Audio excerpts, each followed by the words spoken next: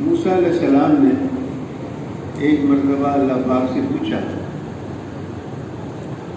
کہ اللہ آپ کی ناراضگی کی کیا نشانی ہے اور آپ جب اپنے بندوں سے راضی ہوتے ہیں اس کی کیا نشانی ہے؟ تو کہتے ہیں اللہ پاک نے ارشاد فرمایا جس کا مفہوم یہ ہے جب میں اپنے بندوں سے ناراض ہوتا ہوں تو پھر ان کے کاروبار کے وقت میں دن کے وقت میں خوب بارشیں کرتا ہوں تاکہ ان کا کام کاج ان کا کاروبار اس سے متاثر ہو، اور جب میں اپنے بندوں سے راضی ہوتا ہوں تو جب رات کو سب سو جاتے ہیں اس وقت میں بارش برساتا ہوں، اور جب دن میں ان کے کام کاج اور کاروبار روزگار کا وقت ہوتا ہے اس میں پھر میں جو ہے تو بارش کو بند کر دیتا ہوں۔ تو میرے دوستوں اور بزرگوں، اللہ پاک نے انسانوں کو دنیا میں بھیجا اور نبیوں کے ذریعے بتا دیا کہ دیکھو تم اگر کامیاب ہونا چاہتے ہو تمہیں دین کو اپنی زندگی میں لانا پڑے گا، تمہیں اللہ کے حکموں کو اور نبی کے بتائے ہوئے طریقے کو اپنی زندگی میں لانا ہوگا۔ اصل میں میرے دوستوں اور بزرگوں یہ سمجھنے کی بات ہے، اصل میں ایک تو ہمارے جو گفتار ہے، کلام ہے، جو باتیں ہیں ہماری سارا دن کی، وہ غلط ہے۔ اکثر ان غلط باتوں سے غلط ذہن بنتا ہے، جب غلط ذہن بنتا ہے پھر آدمی کا عمل جو ہے غلط ہو جاتا ہے، جب آدمی کا عمل غلط ہو جاتا ہے تو پھر اس کے حالات بھی خراب ہو جاتے ہیں۔ جب انسان کی بات اور گفتار ٹھیک ہو جاتی ہے پھر اس کا ذہن بھی ٹھیک ہو جاتا ہے، جب ذہن اور دل اور دماغ ٹھیک ہو جاتا ہے پھر اس کے عمل بھی ٹھیک ہو جاتے ہیں، تو جب عمل ٹھیک ہو جاتے ہیں تو پھر حالات خود بخود ٹھیک ہو جاتے ہیں۔ ہم نے بزرگوں سے یہ سنا ہے میرے دوستو کہ اللہ پاک نے انسان کے جسم سے باہر جتنی چیزیں ہیں، آسمان ہے، زمین ہے، سورج ہے، ستارے ہیں، دریا ہیں، پہاڑ ہیں، درخت ہیں، پتے ہیں، جو بھی نقشہ ہے اس کا تعلق انسان کے جسم کے ساتھ نہیں، کوئی تعلق بھی نہیں۔ ان سب چیزوں کا تعلق اللہ پاک نے انسان کے بدن سے نکلنے والے اعمال کے ساتھ رکھا ہے۔ جب اس کے اندر سے اعمال صحیح ہوتے ہیں تو پھر حالات ٹھیک ہو جاتے ہیں، پولیس بھی ٹھیک استعمال ہوتی ہے، فوج بھی ٹھیک استعمال ہوتی ہے، وزراء بھی ٹھیک استعمال ہوتے ہیں، حکمران بھی ٹھیک استعمال ہوتے ہیں، تاجر بھی ٹھیک استعمال ہوتے ہیں، ڈاکٹر بھی ٹھیک استعمال ہوتے ہیں، ساری چیزیں جو ہے اس کے حق میں سے استعمال ہوتی ہیں۔ جب اس کے بدن سے نکلنے والے اعمال غلط ہو جاتے ہیں تو پھر یہ سارا باہر کا نقشہ جو ہے یہ اس کے شر کے لیے استعمال ہوتا ہے۔ جب اس نقشے سے اس کو تکلیف پہنچتی ہے، نقصان پہنچتا ہے، پریشانی پہنچتی ہے، تو اگر اس کے دل کی آنکھ کھلی ہے، غور سے سننا یہ بات، یہ بزرگوں کی باتیں ہیں، میں آپ سے عرض کرتا ہوں اللہ پاک مجھے بھی عمل کی توفیق دے، آپ حضرات کو بھی عمل کی توفیق دے۔ جب دل کی آنکھ کھلی ہوتی ہے اور انسان کا تعلق اللہ کی ذات کے ساتھ ہوتا ہے تو جب حالات خراب ہوتے ہیں تو یہ آدمی فوراً اپنے اعمال کو دیکھتا ہے، کہاں نقص ہے، کہاں کمی ہے، کہاں فرق ہے۔ اور جب دل کی آنکھ بند ہوتی ہے تو جب حالات خراب ہوتے ہیں تو پھر یہ ان حالات کو حکام کے ساتھ جو ہے، وزیر کے ساتھ، صدر کے ساتھ، گورنر کے ساتھ، فوج کے ساتھ، پولیس کے ساتھ، ڈاکٹروں کے ساتھ، انجینئروں کے ساتھ، پھر ان کے ساتھ باندھتا ہے۔ ہماری حکومت ٹھیک نہیں ہے یار، ہمارے فوج والے ایسے ہیں، ہماری پولیس ایسی ہے۔ ہم ایک دفعہ خصوصی گشت میں ایک آدمی کے گھر گئے اس کو دعوت دینے کے لیے، وہ کہیں شناختی کارڈ کے دفتر گیا تھا اپنا شناختی کارڈ بنانے کے لیے، تو اس کو بیچارے کو وہاں کوئی پریشانی ہوئی، انہوں نے نہیں بنا کے دیا۔ تو جب ہم نے اس کو دعوت دی تو اس سے ہمیں کہا یار یہ شناختی کارڈ دفتر والے ٹھیک ہو جائے نا تو ساری دنیا ٹھیک ہو جائے گی۔ اس بیچارے کا کام نہیں ہوا تھا۔ ایک آدمی کے پاس ہم گشت میں گئے اس کے گھر اس کو دعوت دینے کے لیے، وہ اپنا مریض کے لیے اسپتال لے کے گیا تھا، پتہ نہیں ڈاکٹر نہیں تھے یا انہوں نے صحیح دیکھا نہیں ہے کیا بات۔ تو ہم نے جب اس کو ایمان یقین کی دعوت دی، قبر حشر کی بات کی، اس نے کہا یار حاجی صاحب اگر یہ ڈاکٹر ٹھیک ہو جائے نا تو ساری دنیا خود بخود ٹھیک ہو جائے گی۔ میں اگلی بات آپ سے عرض کرتا ہوں۔ حضرت فرماتے تھے جب انسان اپنے حالات کو اسباب کے ساتھ باندھتا ہے، مہنگائی ہو گئی، کیوں ہو گئی؟ حکومت نے کی، چیزیں نہیں مل رہی، کیوں نہیں مل رہی؟ فلاں محکمے والوں نے کی۔ جب آدمی اپنے حالات کو حکام کے ساتھ باندھتا ہے تو پھر یہ انسان توبہ کے راستے سے ہٹ جاتا ہے۔ اس کی زبان پہ پھر یہ بات نہیں آتی میری آنکھیں صحیح نہیں استعمال ہوتی ہیں اس وجہ سے حالات خراب ہوئے ہیں، یا اللہ میں نے جتنی اپنی آنکھیں غلط استعمال کی ہیں، یا اللہ میری توبہ، میں آئندہ ایسا نہیں کروں گا، تو میرے حالات کو ٹھیک کر دے۔ یا اللہ میرے کان صحیح استعمال نہیں ہوئے اس لیے یہ حالات خراب ہو گئے، میری زبان استعمال ٹھیک نہیں ہوئی، میرا دل صحیح استعمال نہیں ہوا، میرا دماغ صحیح استعمال نہیں ہوا، میرے ہاتھ پیر استعمال صحیح نہیں ہوئے اس لیے حالات خراب ہو گئے۔ یا اللہ میں نے جتنے گناہ کیے ہیں یہ ان کی نحوست ہے، یا اللہ تو مجھے معاف کر دے، انشاءاللہ آئندہ میں تجھے ناراض نہیں کروں گا، آئندہ میں تو دیکھو میں آپ سے ایک عرض کروں، اصل میں ہم نے اللہ پاک کی ذات عالی کو پہچانا نہیں۔ اگر ہم اللہ پاک کی ذات عالی کو پہچان لیتے، اللہ کون ہے، اللہ کتنا بڑا ہے، اللہ کا کیا اختیار ہے، اللہ کتنا کریم ہے، اللہ کتنا شفیق ہے، اللہ کتنا رحیم ہے، اللہ پاک نے ہمارے گناہوں کے باوجود کتنا صبر کیا ہوا ہے، ہم نے اس چیز کو اصل میں نہیں سمجھا۔ میں نے تو اس دن ایک بات سنی، والا میں تو ڈر گیا۔ کہتے ہیں کہ قیامت کے دن جو ہے اللہ پاک انبیاء علیہ السلام سے پوچھیں گے، اور جو ہے تو مریم علیہ السلام، یہ کیا نام تھا، یا عیسیٰ علیہ السلام، اللہ پاک عیسیٰ علیہ السلام سے پوچھیں گے کہ آپ نے لوگوں کو کہا تھا کہ میں خدا ہوں اور میری عبادت کرو، واللہ اس میں یہ لکھا ہے کتاب میں کہ 500 سال تک عیسیٰ علیہ السلام جواب نہیں دے سکیں گے۔ اتنی اللہ کی کبریائی، اتنی اللہ پاک کی بڑائی، اتنی اس کی ہیبت۔ ہم کہتے تو ہیں نا اللہ بڑے ہیں، اللہ بڑے ہیں، اللہ ہمیں اپنی بڑائی سمجھا دے اور اللہ اپنی بڑائی ہمارے دل میں اتار دے۔ 500 سال تک عیسیٰ علیہ السلام جواب نہیں دے سکیں گے، خاموش۔ اللہ کتنے بڑے ہیں، اللہ کتنے کریم ہیں، اللہ کتنے مہربان ہیں۔ اللہ پاک فرماتے ہیں اگر تم نے مجھے پہچاننا ہے میری مخلوقات میں غور کرو، آسمان کو دیکھو، ستاروں کو دیکھو، سورج کو دیکھو، یہ جو نظام ہم دنیا کے اندر دیکھ رہے ہیں یہ کوئی چلا سکتا ہے؟ اتنے پھل آخر یہ کہاں سے آتے ہیں؟ ہمارے ایک ساتھی نے اس دن بڑی عجیب بات کی، اس نے کہا یار اتنا فروٹ اور اتنی سبزی تو بازاروں میں پڑی ہے، اتنے درخت تو ہم نے نہیں دیکھے ہیں.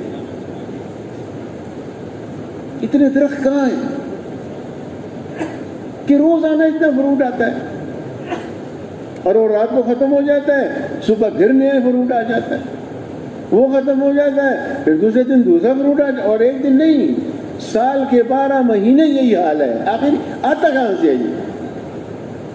ایک ذات ہے, بڑی ذات ہے, اس کے خزانے ہیں, لامحدود خزانے ہیں, نہ ختم ہونے والے خزانے ہیں, اور اس نے یہ رزق کا ذمہ اپنے ذمے لیا ہوا ہے, اور وہ ایسے اعلیٰ طریقے سے چل رہا ہے کہ انسان کھا کھا کے تھک گئے ہیں, انسان پہن پہن کے تھک گئے ہیں, انسان استعمال کر کر کے تھک گئے ہیں اللہ کی چیزوں کو.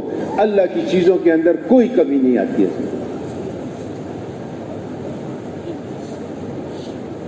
اللہ پاک اتنی بڑی ذات,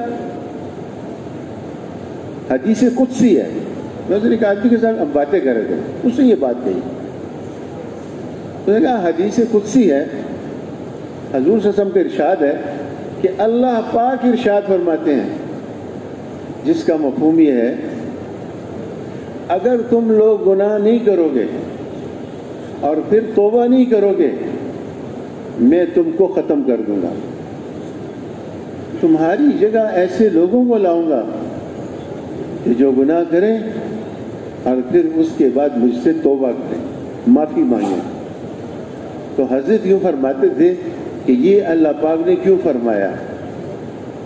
تو حضرت فرماتے تھے یہ اللہ پاک نے اس لیے فرمایا کہ اگر یہ معاف کرنے والا معاملہ بیچ میں نہ ہوتا تو اللہ کی جو غفاریت والی صفت ہے وہ ظاہر نہ ہوتی, پھر لوگوں کو کیسے پتہ چلتا کہ اللہ غفار ہے. یہ اللہ پاک نے اپنی غفاریت والی, اور میں وہ کل ہمارے امام صاحب اندر بیٹھے تھے تو میں نے ان سے چند باتیں کی. ہمارے امام صاحب جو نماز پڑھاتے ہیں, انہوں نے مجھے عجیب بات بتائی. انہوں نے کہا دیکھو اللہ پاک یہ فرماتے ہیں کہ گناہگاروں میں سے کریم گناہگار وہ ہے. دیکھو گناہگار کو بھی اللہ نے کریم کہا ہے. گناہگاروں میں سے کریم گناہگار وہ ہے کہ جو گناہ ہو گیا فوراً توبہ کرے. اللہ کو یہ پسند ہے. تو اللہ پاک نے انبیاء علیہ السلام کے ذریعے انسانوں کو یہ بات بتائی کہ بھئی تم اللہ کے حکم کو پورا کرو. جیسے اللہ بڑا ہے ایسے اللہ کا حکم بھی بڑا ہے. جیسے اللہ بڑا ہے ایسے اس کے نبی کا طریقہ اور اس کی سنت وہ بھی بڑی ہے. اب کتنی بڑی ہے؟ میں ایک دفعہ حضرت جی کا بیان پڑھ رہا تھا, مولانا یوسف رحمۃ اللہ علیہ کا. اس میں لکھا تھا کہ پاخانہ جانے کی جو سنت ہے, جو بیت الخلاء میں ہم جاتے ہیں, اگر حضور صلی اللہ علیہ وسلم کے طریقے سے بیت الخلاء جائیں, وہاں وقت گزاریں اور پھر اس طریقے سے باہر واپس نکلیں, یہ دین ہے, اس پہ اللہ نے اجر رکھا ہے. تو حضرت فرماتے تھے کہ حضور صلی اللہ علیہ وسلم کی سنت کا کیا کہنا, پاخانہ جانے کی ایک سنت جو تم پوری کرتے ہو اس کے اندر وہ نور ہے کہ جو نہ سورج کے اندر ہے, نہ چاند کے اندر ہے, نہ ستاروں کے اندر ہے, اور نہ کسی اور روشنیوں کے اندر ہے. آپ صلی اللہ علیہ وسلم کا ایک طریقہ, یہ تو ہم کہتے ہیں یار سنت ہے یار, واجب ہے یار, چلو فرض ہے کوئی بات نہیں, رہ گیا استغفار کر لیں گے. نہیں, ٹھیک ہے رہ گیا استغفار کریں گے, لیکن ہمارے دل کے اندر اس کی عظمت ہونی چاہیے کہ بھئی یہ جیسے اللہ بڑے ہیں ایسے اللہ کا حکم بھی بڑا ہے. اس لیے میرے دوستوں اور بزرگوں, دین پر چلنے کے لیے سب سے جو ضروری چیز ہے وہ یہ ہے کہ ہم اپنے اس بڑے اللہ کو پہچان لیں جو سب سے بڑا ہے. جب تک اس کی کبریائی, جب تک اس کی بڑائی, جب تک اس کے خزانے, جب تک جو ہے اس کی ذات اور صفات, یہ کامل یقین ہمارے دلوں کے اندر نہیں آئے گا, اس کا حکم ماننا مشکل ہے, اس کے نبی کے طریقے پر عمل کرنا یہ مشکل ہے. ایک آدمی ہے مثال کے طور پہ, 1 کروڑ روپے کی گاڑی ہے, مثال کے طور پہ, آج کل تو کروڑوں سے بھی بڑھ گئی, چلو 1 کروڑ کی گاڑی ہے, نئی گاڑی ہے، پیسے والا آدمی ہے، وہ جا رہا ہے، اچھی سپیڈ میں جا رہا ہے، ایک دم لائٹ جو ہے سرخ ہو جاتی ہے، اب یہ بریک لگاتا ہے، حالانکہ جو سپاہی اس کو پکڑے گا ہو سکتا ہے اس جیسے اس کے 100 ملازم ہوں، لیکن یہ جو ہے اس سرخ بتی کو دیکھ کر بریک لگائے گا، کیونکہ یہ سمجھتا ہے کہ یہ صرف سرخ بتی نہیں ہے، اس کے پیچھے پوری گورنمنٹ آف پاکستان ہے، اس کے پیچھے پولیس ہے، اس کے پیچھے عدالت ہے، اس کے پیچھے جرمانہ ہے، اس کے پیچھے جیل ہے، اس کے پیچھے پوری پاکستان کی حکومت ہے، یہ صرف ایک سرخ بتی نہیں ہے۔ اگر انسان جو ہے اپنے اس بڑے اللہ کو پہچان لے جس بڑے اللہ کی طرف سے یہ بڑا حکم آیا ہے، تو پھر اس کو یہ حکم پورا کرنا یہ آسان ہو جائے گا۔ اس لیے اللہ پاک نے انسانوں کے اندر جب نبیوں کو بھیجا تو نبیوں نے انسانوں کی وہ خرابیوں والی زندگی ٹھیک کرنے کے لیے جو محنت استعمال کی وہ دعوت والی محنت۔ سارا معاشرہ ہی بگڑا ہوا۔ جب آپ صلی اللہ علیہ وسلم کو اللہ نے بھیجا، مکے کا کیا حال تھا؟ 360 بت جو ہے بیت اللہ کے اندر رکھے ہوئے، اپنی بچیوں کو، زندہ بچیوں کو درگور کرتے تھے۔ اور اب مسجد ہے، میں کیا بیان کروں، آپ ماشاءاللہ روزانہ خود بیان کرتے ہیں، دعوت دیتے ہیں، آپ کے علم میں ہے، ساری غلط اور ساری گناہوں کی باتیں ان کی زندگی میں موجود تھیں۔ اب اس کو ٹھیک کرنا ہے تو کیا کرو بھائی، حکومت اس کو ٹھیک کرے، مال پیدا کرو کہ اس کو ٹھیک کریں، چیزیں زیادہ ہونی چاہیے ان کو ٹھیک کریں، بھئی یہ بھوکے ہیں ان کو کھانا، وہ تو اللہ کا علم تو بڑا وسیع ہے۔ اللہ کے علم میں یہ بات ہے کہ یہ برائی، یہ گناہ والی زندگی یہ کس طرح ٹھیک ہوگی، اور اس کے لیے اللہ پاک نے خود وہ ترتیب نبیوں کو دی ہوئی ہے کہ بھئی اس ترتیب سے جا کے تم یہ محنت انسانوں کے اندر کرو تو پھر انسانوں میں سے یہ برائیوں والی اور گناہوں والی زندگی ختم ہو جائے گی، اور اللہ پاک کے حکموں اور حضور صلی اللہ علیہ وسلم والے طریقے والی زندگی وہ جو ان کے اندر آ جائے گی۔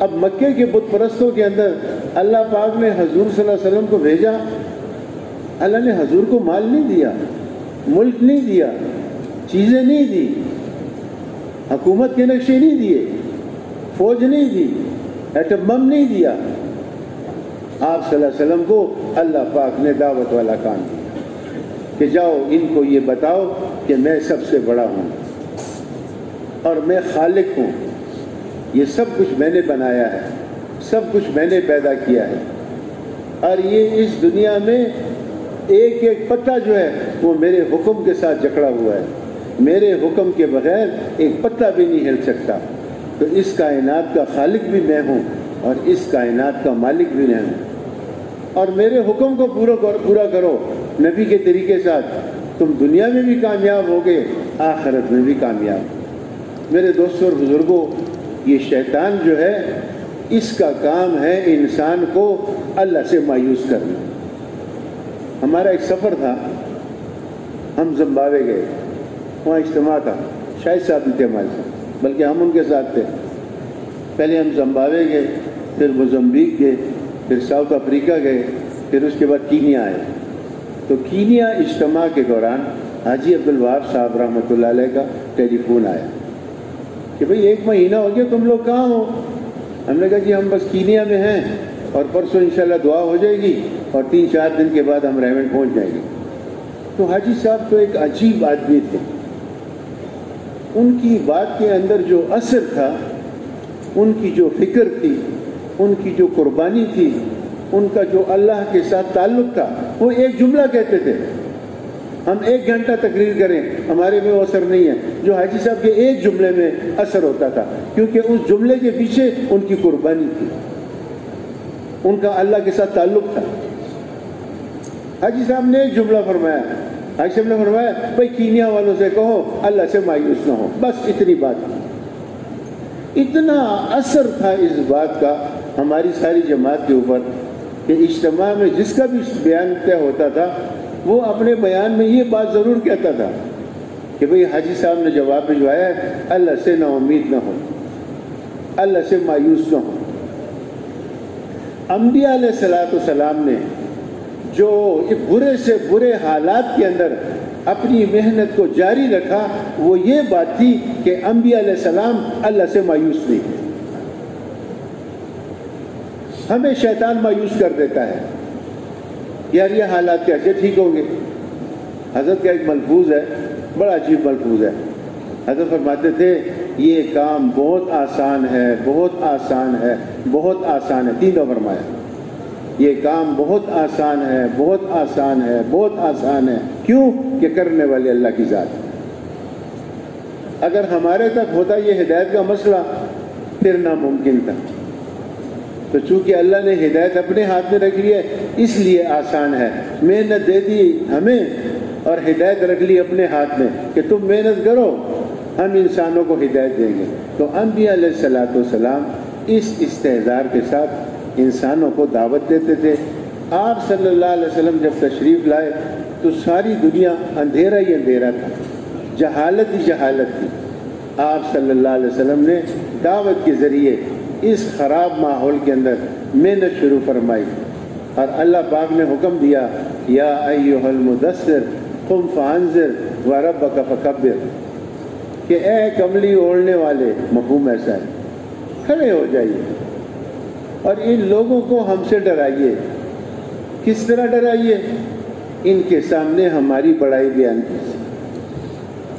ہم بھی لوگوں کو ڈراتے ہیں، پتہ نہیں کس کس چیز سے ڈراتے ہیں۔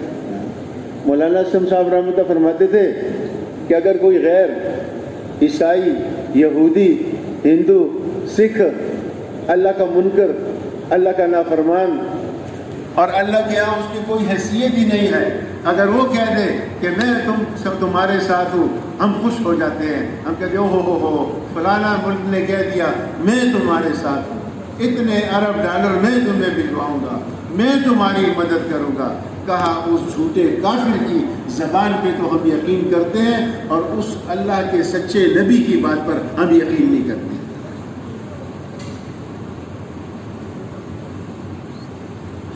اگر ہم اللہ سے متاثر ہوتے تو ہم اللہ کی بات کا اثر لیتے، ہم نبی کی بات کا اثر لیتے۔ حاجی صاحب نے ایک دفعہ مشورے میں فرمایا مولانا الیاس رحمۃ اللہ علیہ جب بیان کے دوران جنت کا تذکرہ آ جاتا تھا تو کہتے تھے جنت، تو جنت کہتے ہی جو ہے ان کا چہرہ خوشی سے کھل جاتا تھا۔ ہم جنت کہتے ہیں، ہمیں کوئی خوشی محسوس ہی نہیں ہوتی، ہمیں جنت کا استظہار ہی نہیں ہے۔ وہاں کی حوروں کا، ان کے حسن کا، وہاں کے باغات کا، وہاں کے پھلوں کا، وہاں کے پرندوں کے گوشت کا، وہاں کے بالا خانوں کا۔ ہماری مسجد میں وہ لڑکا تعلیم کرا رہا تھا فضائل صدقات سے، تو اس نے ایک حدیث پڑھی، مفہوم اس کا یہ جنت کے اندر بالا خانے ہوں گے۔ اب وہ کیسے بالا خانے ہوں گے؟ اللہ ہم سب کو نصیب ہو، کوشش کرنی چاہیے ان بالا خانوں کی۔ اصل وہ ہے، اصل یہ دنیا کی زندگی نہیں، یہ تو دھوکہ ہے۔ حضرت علی رضی اللہ تعالیٰ فرماتے ہیں ہم سب سو رہے ہیں، موت میں ہم جاگ جائیں گے۔ جیسے آدمی سو رہا ہوتا ہے نا تو خواب میں دیکھتا ہے کہ میں بادشاہ بنا ہوں، تو سوچو صبح جب اٹھتا ہے نا تو پھر اپنے دوستوں کو کہتا ہے رات زبردست خواب دیکھا ہے میں نے، رات میں نے خواب میں بادشاہ بنا ہوں۔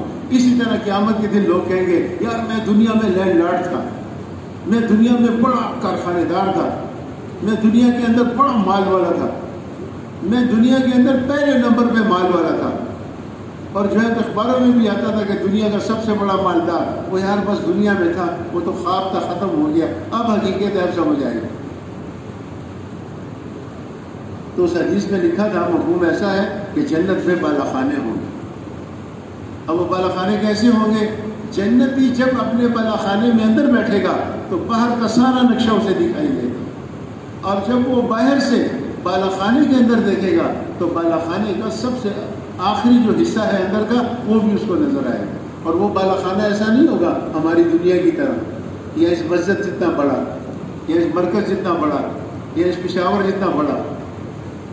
ایسی نعمتیں ہیں کہ نہ کوئی سوچ سکتا ہے، نہ کسی کے دل میں کوئی حقیقت ہے، حقیقت سچ ہے، سچ۔ سب سے بڑا سچ کیا ہے؟ آخرت۔ سب سے بڑا سچ کیا ہے؟ جنت۔ سب سے بڑا سچ کیا ہے؟ جہنم۔ سب سے بڑا سچ کیا ہے؟ قبر کی زندگی۔ سب سے بڑا سچ کیا ہے؟ میزان، سب سے بڑا سچ کیا ہے؟ پل صراط، سب سے بڑا سچ کیا ہے؟ آخرت کی زندگی، سب سے بڑا جھوٹ کیا ہے؟ ہماری یہ دکانیں، سب سے بڑا جھوٹ کیا ہے؟ ہماری یہ بیویاں، سب سے بڑا جھوٹ کیا ہے؟ ہمارا یہ مال، سب سے بڑا جھوٹ کیا ہے؟ ہماری یہ اولاد، سب سے بڑا جھوٹ کیا ہے؟ یہ دنیا کی زندگی اور دنیا کی چیزیں۔ جو سب سے بڑا جھوٹ ہے اس کو سب سے بڑا سچ سمجھا ہوا ہے، اور جو سب سے بڑا سچ ہے اس کو جو ہے بس خیال اور کہانی اور تصور کرتے ہیں۔ کوئی قصہ ہے، بس کہانی ہے، جنت ہے، ہاں بس یار بڑی اچھی جگہ ہے، تو اچھی جگہ ہے اس کے لیے کوشش تو کرو نا۔ اگر جنت اچھی جگہ ہوتی جھوٹ نہ بولتے، اگر جنت اچھی جگہ ہوتی سود نہ کرتے، اگر سب ایسے نہیں ہیں۔ ماشاءاللہ بہت دیندار لوگ، اللہ کے حکموں میں چلنے والے لوگ بھی ہیں، لیکن یہ باتیں ہم میں ہیں۔ اگر جنت سچ ہوتی ہم پرایا مال نہ دباتے، اگر جنت سچ ہوتی ہم کسی کو بے قصور قتل نہ کرتے۔ انہوں نے کہا ایسے بالا خانے، اندر سے دیکھو تو باہر سب کچھ نظر آئے، اور باہر سے دیکھو اندر کا سب کچھ نظر آئے۔ ایک صحابی نے پوچھ لیا، اللہ کے رسول یہ بالا خانے کس کو ملیں گے؟ آپ صلی اللہ علیہ وسلم نے ارشاد فرمایا کہ جب سارے لوگ رات کو سو جاتے ہیں اور ایک آدمی اٹھتا ہے اور وضو کرتا ہے اور نماز کی نیت باندھتی اللہ کے سامنے، اس کے سامنے کھڑے ہو کے اس سے باتیں کرتا ہے، یہ بالا خانے اس کو ملیں گے۔ تو مولانا الیاس رحمۃ اللہ علیہ جب کہتے تھے جنت، عائشہ نے کہا پتہ چلتا تھا، خوشی کی آثار، آنکھوں میں چمک آ جاتی تھی، چہرہ خوشی سے جو ہے دل میں لاتا تھا، چمکتا تھا، اور پتہ چلتا تھا کہ یہ آدمی ایسے ہے جیسے جنت کی نعمتوں کو دیکھ کر یہ کہہ رہا ہے جنت۔ ہمارے بزرگ فرماتے ہیں روزانہ ایمان یقین کی دعوت ہو۔ ہم سوچیں، ہم صبح سے لے کے رات تک کبھی ایک مرتبہ بھی جنت کو تذکرہ کیا ہے؟ اپنی بیوی کے ساتھ بیٹھ کے، اپنے بچوں کے ساتھ بیٹھ کے، دکان کے اندر، دفتر کے اندر، بازار کے اندر، مسجد کے اندر بھی دنیا کی بات ہے۔ اور فرمایا کہ جب مولانا الیاس رحمۃ اللہ علیہ بیان کرتے کرتے کہتے تھے جہنم، رنگ بدل جاتا تھا، کانپنے لگتے تھے، چہرہ سیاہ پڑ جاتا تھا، جیسے وہاں کی آگ، وہاں کے بچھو، وہاں کے سانپ، وہاں کے عذاب دینے والے فرشتے وہاں کی چیزیں یہ دیکھ رہے ہوں اور اس استحضار سے۔ تو میرے دوستوں اور بزرگوں، انبیاء علیہ السلام نے آ کے انسانوں کے سامنے اللہ کی ذات اور اس کی صفات کو بیان کیا ہے۔ دیکھو یہ کچھ بھی نہیں، اللہ بہت بڑا ہے۔ اللہ کے سامنے ان حکومتوں کی، ان اسلحوں کی، اس مال کی، اس سونے کی، اس چاندی کی